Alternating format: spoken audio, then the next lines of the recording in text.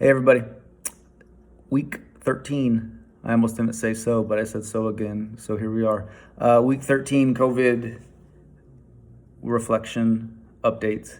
Gonna talk about one quick thing and then a few longer things in a moment as we end this week. First one, shorter one, talking about schools reopening. At least in North Carolina, it looks like it's almost certainly going to be a few things will be consistent next year no matter what. One is going to be the A week, B week schedule. And so, quote unquote, kids in the A group, not classified by grades, but just for this instance, in the A group will go to school on 1 week. Kids in the B group will be at home doing remote learning. Then they'll switch. This will help schools with spacing capacities, health regulations, and a number of other requirements they're going to have to fulfill. And then while those kids are at home, they're going to be doing remote learning as well and vice versa. And so it likely won't be perfect, but this will also be different from an A-day, B-day, which would make scheduling for families so much more challenging. So it feels like what makes the most sense is A week, B week rather than those days. So they're switching. Again, could be dependent on a lot of things, but if I was betting and schools are going to open tomorrow, would likely be A week, B week for charter schools and district schools. Private schools have a bit more autonomy, but we'll likely follow that as well. So a lot of the updates coming through the next few weeks will be focused on that. So that's the quick part.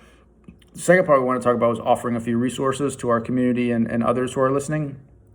And these are really books that are personal to me that I've read for a long time that really focus on race, on racism, on education, on class, middle class, upper class, socioeconomic class in America, and inequality in schools and inequity in schools. And so we posted this on our Instagram account yesterday in terms of the stories. Some of these books I'm going to show you now.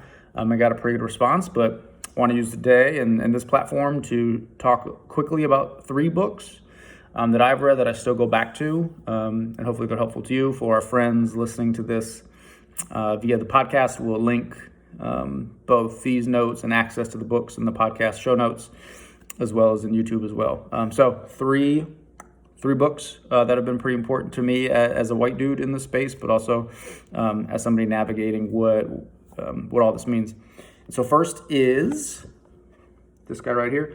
So Capital, can you see it? Capital and Communities in Black and White. And so read this in college, urban planning major, but really enlightening book around zoning laws, planning laws, how things are developed, how things are zoned, kind of what I just said, but also how they're divided between socioeconomic lines and racial lines as well.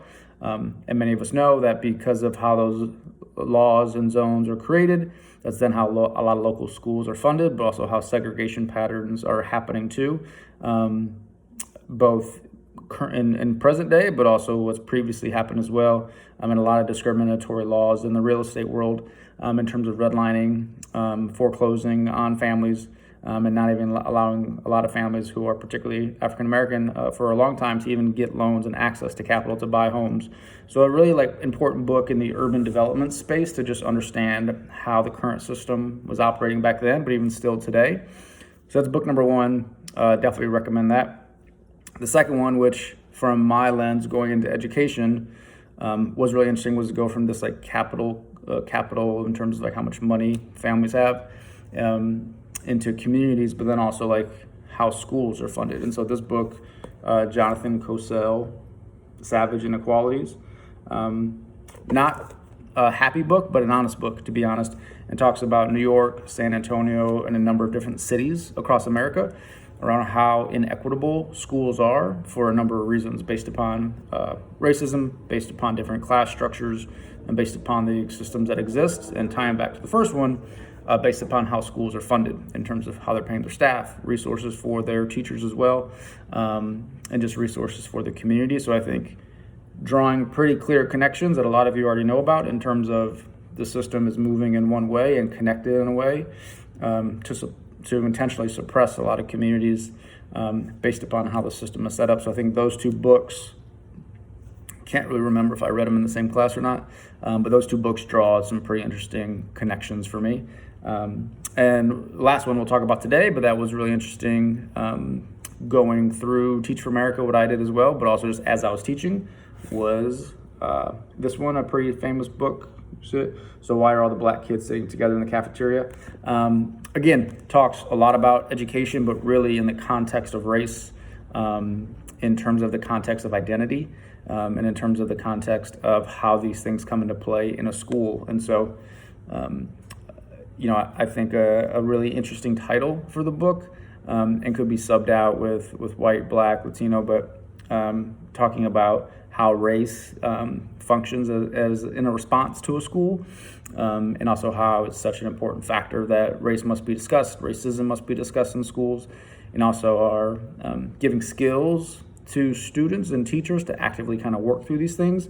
And this book was a really important start for me to begin to understand how all these dynamics come into play in a cafeteria, but in a school and in a school system as well.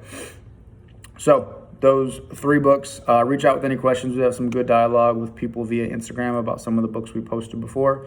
Hopefully those contexts about those books help. They're not new books, frankly. They're all probably at least 10 to 15 years old, but have been really monumental in my journey, and I think really helpful for me and hopefully helpful for others that I've read it as well. So we hope those books help.